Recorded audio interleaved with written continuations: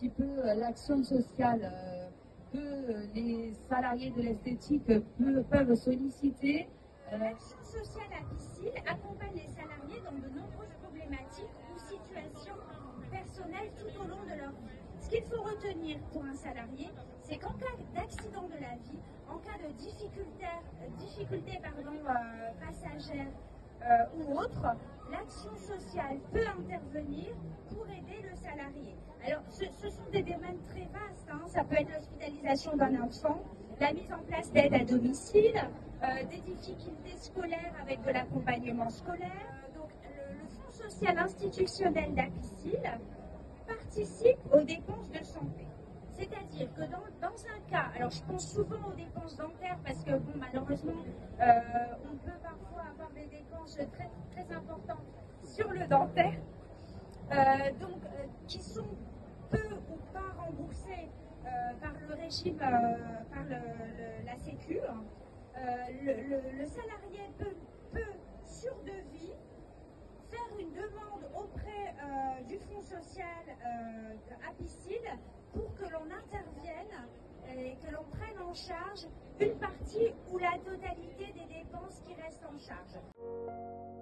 L'esthétique, il y a Apicil qui gère tout ce qui est prévoyance et complémentaire santé, et Apicil délègue à l'OCIRP la rente éducation pour les jeunes enfants.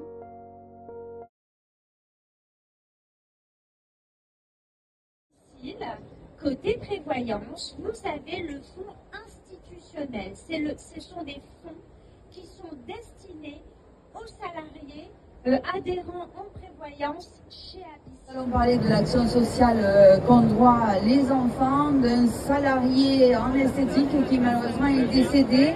Pour autant, il faut apporter de l'aide et du soutien à ces enfants.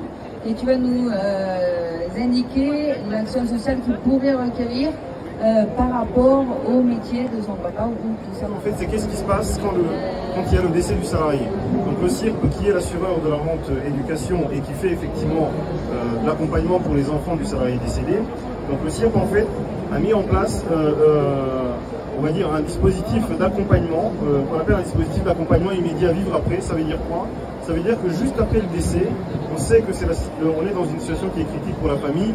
Et donc, ce qu'on essaie de faire à ce moment-là, c'est avec ce qu'on appelle un travailleur social, c'est de mettre en place un certain nombre de services.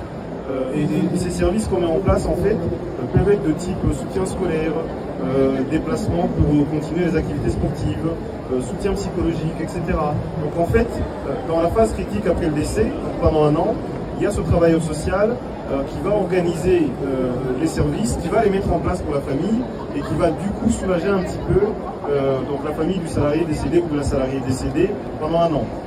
Une fois qu'on a passé cette phase critique, l'action sociale de l'OCIRP continue finalement à accompagner ses enfants. Donc, prendre un exemple concret, vous avez un enfant qui a 10 ans, qui par exemple devient orphelin. Ce qu'on fait pour cet enfant-là, on va l'accompagner jusqu'à ses 26 ans. Ça veut dire qu'il a 10 ans aujourd'hui, il touche une rente éducation, il va bénéficier de l'accompagnement social de l'OCIRP jusqu'à ses 26 ans s'il poursuit les études supérieures.